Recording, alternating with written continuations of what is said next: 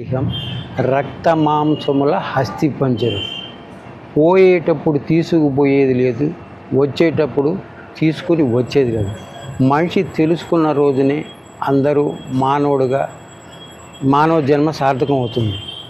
ఈ మానవ జన్మ అనేది ఎన్నో పుణ్య ఫలం అన్నమాట. ఇది దేవుడిచ్చిన వరం.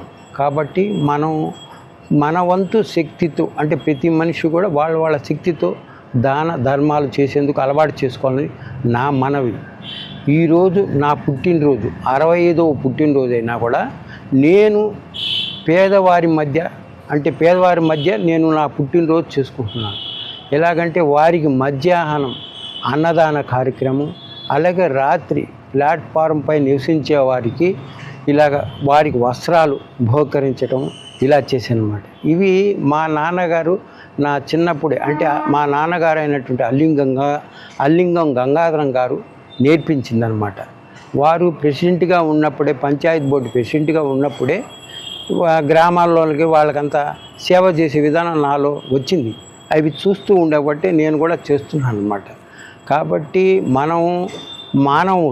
మానవులు అంటే మనం ఎత్తకపోయేది ఏం లేదు. ఉన్న దాంట్లో మన వంతు చేయాలన్నదే నా ధర్మం.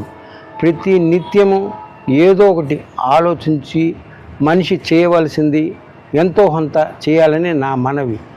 కాబట్టి ప్రతి ఒక్కరూ దయచేసి పేద ధనవంతుడు అనుకోకుండా, అంటే నేను పెద్ద ధనవంతుడు కాదు, నాలో ఉన్న శక్తితో ఇతరులకు మిత్రుల్లా నేను సహాయపడుతున్నాను తప్ప ఇంకా నా వల్ల ఏం కాదు.